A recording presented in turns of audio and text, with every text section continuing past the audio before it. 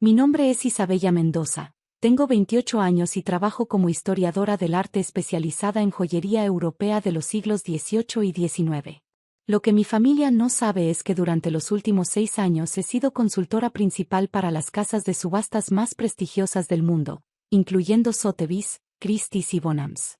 Mi experiencia evaluando piezas históricas me ha convertido en una de las expertas más reconocidas internacionalmente, aunque prefiero mantener un perfil bajo por razones que pronto se harán evidentes. Todo comenzó cuando mi padre murió hace 2 años, dejándome huérfana a los 26. Mi madre había fallecido cuando yo tenía 8 años, y desde entonces mi padre se había vuelto a casar con Esperanza, una mujer ambiciosa que siempre había visto mi presencia como un obstáculo para sus planes. Durante 20 años, había tolerado mi existencia mientras esperaba el momento adecuado para deshacerse de todo lo que conectara a mi padre con su primera esposa. La casa familiar era una mansión colonial en el centro histórico de la ciudad, llena de antigüedades y obras de arte que mi madre había coleccionado durante sus viajes por Europa antes de casarse. Esperanza siempre había mostrado desprecio por esas cosas viejas, como las llamaba, pero nunca se había atrevido a tocarlas mientras mi padre vivía. Isabella, necesitamos hablar, me dijo Esperanza la semana pasada cuando llegué a la casa para recoger algunos documentos de mi padre. Estaba sentada en el estudio, rodeada de cajas y papeles, con una expresión de satisfacción que no presagiaba nada bueno. ¿De qué quieres hablar, Esperanza? De esta casa y de todas estas cosas.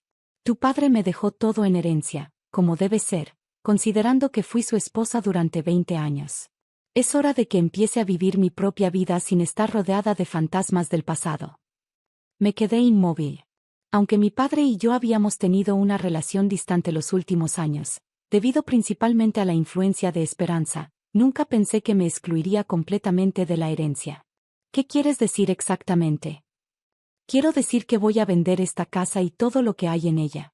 Ya encontré un comprador para la propiedad, y mañana viene un tasador para evaluar todas estas antigüedades. Hizo un gesto despectivo hacia los muebles y cuadros que rodeaban la habitación. Al menos podré sacar algo de dinero de toda esta chatarra vieja. Esperanza, esas piezas tienen valor histórico. Algunas de ellas han estado en mi familia durante generaciones. Tu familia, se rió con crueldad. Querida, tu familia se acabó cuando murió tu padre. Esta es mi casa ahora, y estas son mis cosas. Puedes llevarte tu ropa y tus libros, pero todo lo demás se queda aquí. Sentí una punzada de dolor, pero mantuve mi expresión neutral. ¿Y las joyas de mi madre? Mi padre siempre dijo que eran para mí. La sonrisa de Esperanza se volvió aún más cruel. Ah, sí. Las famosas joyas de la perfecta primera esposa. Ya las vendí ayer. ¿Qué? Mi voz salió como un susurro. Las llevé a una casa de empeños en el centro. Eran bisutería barata, como todo lo que tenía tu madre. Pretenciosa hasta el final, esa mujer. Conseguí 500 pesos por todo el lote. Al menos sirvieron para algo. El mundo pareció detenerse a mi alrededor. Las joyas de mi madre no eran bisutería. Yo las había estudiado desde niña, había memorizado cada detalle, cada marca, cada característica que las hacía únicas. Pero más importante aún, durante mi investigación doctoral había descubierto algo que había mantenido en secreto durante años, esperando el momento adecuado para revelarlo. ¿Las vendiste todas?, pregunté, mi voz controlada a pesar del torrente de emociones que sentía. Hasta la última. Incluyendo ese collar ridículamente pesado que siempre decía que era de su bisabuela europea. Como si una mexicana de clase media pudiera tener joyas auténticas de Europa. Su risa resonó por toda la habitación. Al menos ya no tengo que ver esas cosas feas recordándome a esa mujer todos los días. Me levanté lentamente, procesando la información. ¿Puedo saber en qué casa de empeños las vendiste? ¿Para qué? ¿Vas a tratar de recuperarlas? No tienes dinero para eso, querida. Eres historiadora, no banquera. Vives en ese departamentito minúsculo porque es lo único que puedes permitirte. Era cierto que vivía modestamente. Mi trabajo como consultora me generaba ingresos considerables, pero había invertido la mayoría de mis ganancias en investigación y en adquirir piezas para museos. Mi estilo de vida simple había llevado a mi familia a creer que era una académica pobre y sin recursos. Solo curiosidad, respondí tranquilamente. Casa de Empeños El Dorado, en la calle Madero. Pero seguramente ya las vendieron. Eran piezas llamativas. Alguien sin gusto probablemente las compró para presumir. Esa noche no pude dormir. No por la traición de Esperanza, que era completamente predecible, sino por la magnitud de lo que había hecho sin saberlo. Las joyas que había vendido por 500 pesos no solo eran auténticas, sino que eran parte de una colección que había estado perdida durante más de 200 años. Durante mi investigación doctoral sobre joyería de la época colonial, había descubierto referencias a un conjunto de joyas comisionado por el virrey de Nueva España como regalo para la corona española en 1785. Las piezas nunca llegaron a España debido a la Guerra de Independencia, y se pensaba que se habían perdido para siempre.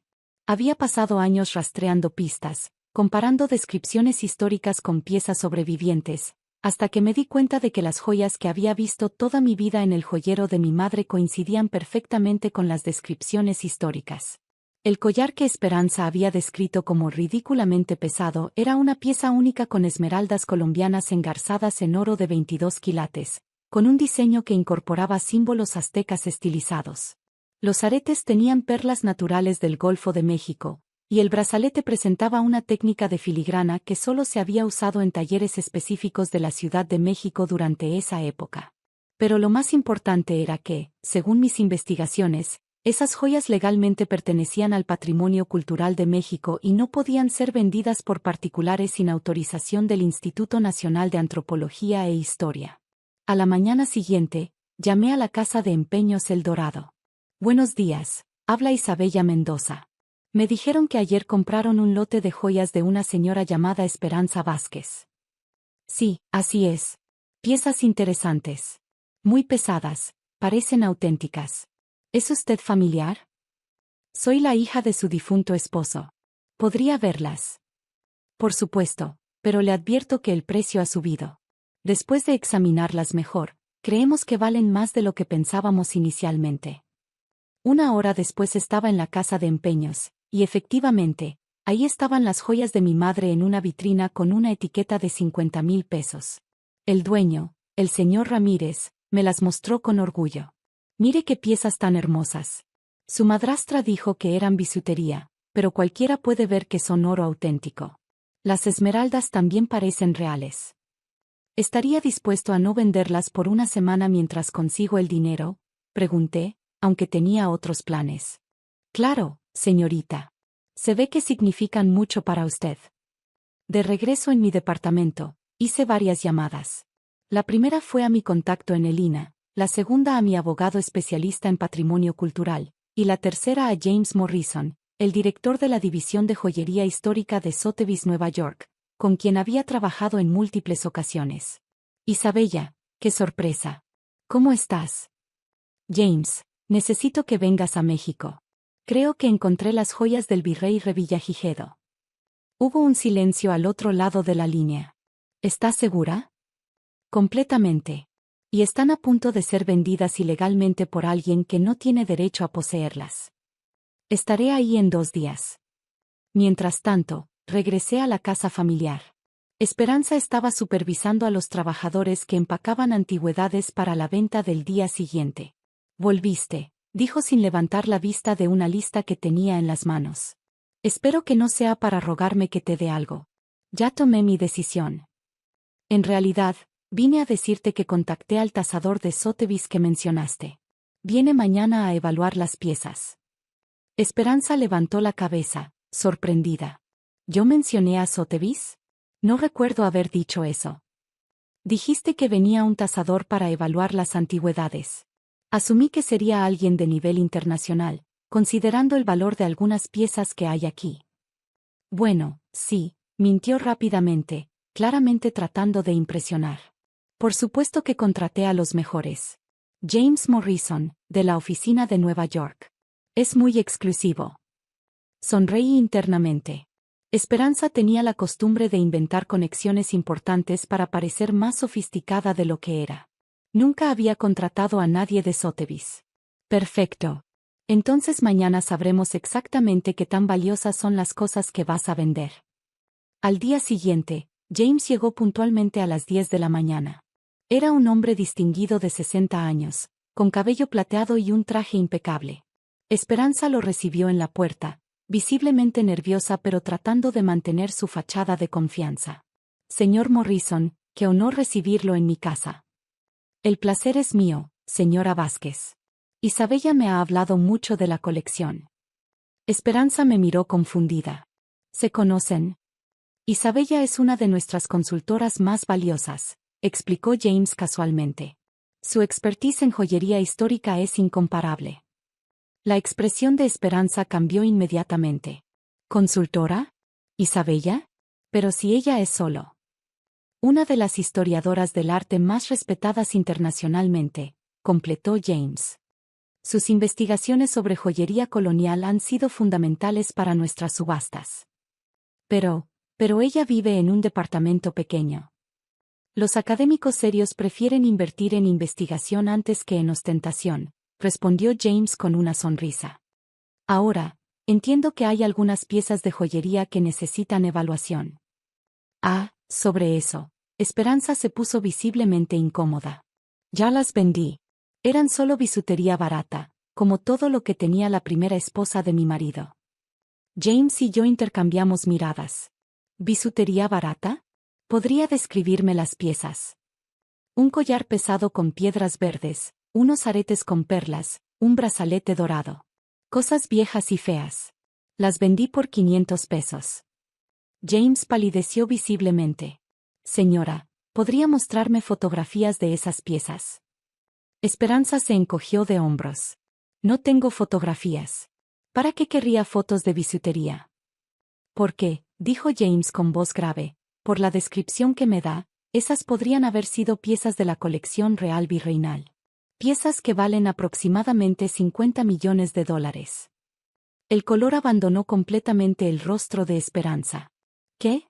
¿Qué está diciendo? James sacó su tablet y mostró imágenes de documentos históricos. Isabella ha estado investigando estas piezas durante años. Son parte del patrimonio cultural de México. Legalmente, no pueden ser vendidas por particulares.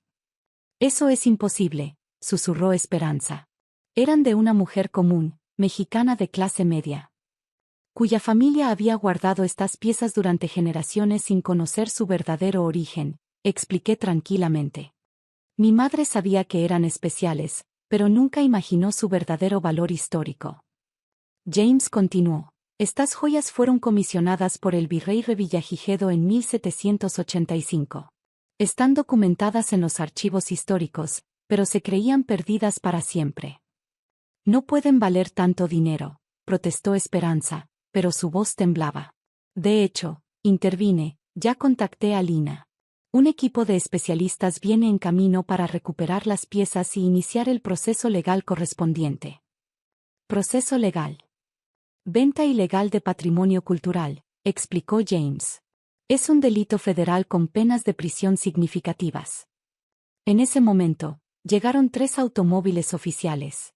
Del primero bajó la doctora Patricia Ruiz, directora del Departamento de Patrimonio Cultural de Lina, acompañada de 2 especialistas. Del segundo, mi abogado con documentos oficiales. Del tercero, 2 agentes federales. Buenos días, saludó la doctora Ruiz. Venimos por las joyas de la colección Revillagigedo. Esperanza se tambaleó y tuvo que apoyarse en una silla. No entiendo nada de esto. Es simple, expliqué con calma. Vendiste piezas que no te pertenecían y que forman parte del patrimonio cultural de México. Es un delito grave. Pero mi esposo me las dejó en herencia.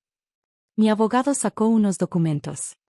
En realidad, señora Vázquez, revisando el testamento original de su esposo, las joyas específicamente fueron dejadas a su hija Isabella. El documento que usted presenta ha sido alterado. Eso es mentira. Tenemos al notario original dispuesto a testificar, continuó mi abogado. Además, las joyas estaban registradas en el inventario familiar como préstamo permanente al patrimonio familiar, no como propiedad vendible. La doctora Ruiz intervino. Señora Vázquez, estas piezas son invaluables para la historia de México. Su venta ilegal constituye un daño irreparable al patrimonio nacional. Pero yo no sabía. Comenzó a llorar Esperanza. La ignorancia no es excusa en casos de patrimonio cultural, respondió uno de los agentes federales. Especialmente cuando se trata de piezas de este valor. James agregó, afortunadamente, las piezas están en la Casa de Empeños El Dorado. Ya coordinamos su recuperación. 2 horas después, las joyas estaban de regreso en manos de las autoridades competentes. El señor Ramírez, de la Casa de Empeños, cooperó completamente cuando se enteró de la situación y hasta ofreció testimoniar sobre cómo Esperanza había mentido sobre el origen de las piezas. ¿Qué va a pasarme?, preguntó Esperanza, ya completamente derrotada. Enfrentará cargos por venta ilegal de patrimonio cultural, falsificación de documentos de herencia y fraude, explicó mi abogado. Las penas pueden ser de 5 a 15 años de prisión. Isabella, me suplicó, tú puedes hacer algo. Habla por mí. La miré tranquilamente. Esperanza, durante 20 años me trataste como una intrusa en mi propia casa. Despreciaste la memoria de mi madre a cada oportunidad. Y ahora acabas de vender piezas invaluables de mi herencia familiar por 500 pesos, pensando que eran bisutería barata, punto. Yo no sabía. No sabías porque nunca te importó saber. Nunca te molestaste en entender el valor de las cosas que despreciabas. La doctora Ruiz se acercó a mí. Isabella, estas piezas irán al Museo Nacional de Historia, donde pertenecen. Pero queremos que seas la curadora principal de la exhibición. Tu investigación hizo posible su recuperación. Será un honor, respondí. James añadió, Sotheby's quiere publicar tu investigación completa. Esta es una de las recuperaciones más importantes de patrimonio cultural en décadas. 6 meses después, la exhibición Joyas del Virreinato, Tesoros recuperados se inauguró en el Museo Nacional de Historia. La colección completa de mi madre, ahora autenticada y catalogada, se exhibía en una sala especial con mi nombre como curadora principal. Esperanza fue sentenciada a 8 años de prisión por los delitos relacionados con el patrimonio cultural. La casa familiar fue declarada monumento histórico y ahora forma parte del circuito de museos de la ciudad. En cuanto a mí, mi carrera dio un salto exponencial. Mi investigación sobre las joyas virreinales se convirtió en un libro bestseller, y ahora dirijo el Departamento de Patrimonio Cultural de una universidad prestigiosa. Lo más irónico es que Esperanza siempre había despreciado mi trabajo como historiadora, considerándolo una pérdida de tiempo sin valor económico. Nunca imaginó que mi inútil especialización en joyas antiguas sería exactamente lo que desenmascaría su crimen y recuperaría un tesoro nacional. El día de la inauguración de la exhibición, mientras observaba a cientos de visitantes admirando las joyas de mi madre, recordé las palabras crueles de Esperanza, bisutería barata, como todo lo que tenía tu madre. Mi madre había sido muchas cosas, pero nunca barata. Y sus joyas, ahora reconocidas como tesoros nacionales, eran la prueba perfecta de que el verdadero valor no siempre es evidente para quienes solo ven superficies. A veces la justicia llega de formas inesperadas. En este caso, llegó en forma de conocimiento especializado y respeto por la historia, 2 cosas que Esperanza nunca había valorado, pero que al final fueron su perdición.